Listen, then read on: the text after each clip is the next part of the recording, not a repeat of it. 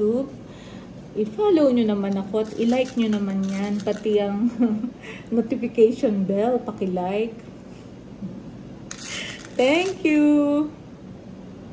So, eto, kinat na natin yung fondant.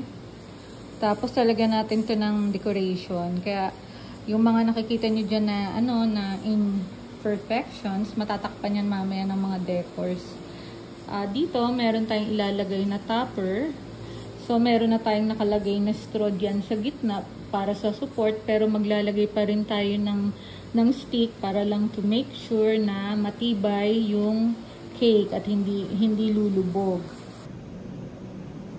May event nga ngayon ng mga cake decorator tsaka cake artist na yung tinatawag natin na parang cake fiesta. Kaya lang, ang mudra nyo hindi makakapunta sa mga ganong event. Kasi, mababa ang immune system ng mudra nyo. Hindi pwedeng humalo sa ibang tao. So, tsaka hindi pwedeng masyadong ma-excite. So, eto, yung topper na gagawin natin, medyo iniba lang natin ng bahagya. Sobrang thankful ako dun sa mga tao na nagpapagawa pa rin ng cake sa akin. Thank you sa inyo. At hindi nyo ako nakakalimutan.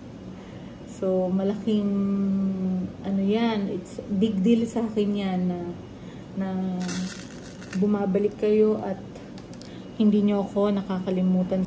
So, eto, naglalagay tayo dito ng beads. Iisa-isahin natin yan.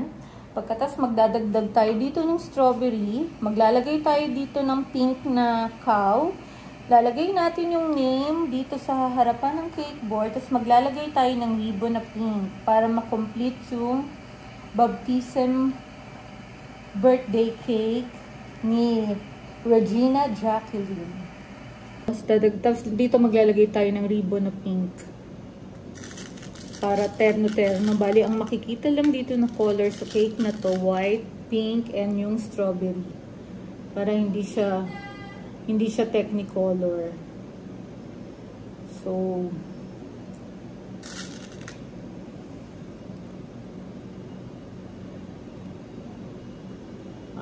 pero yung mga ganong opportunities, yun ang namimiss ko. Mula nung magkasakit ako, limited lahat. So,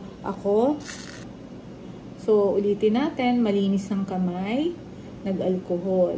So, walang dapat ipangamba.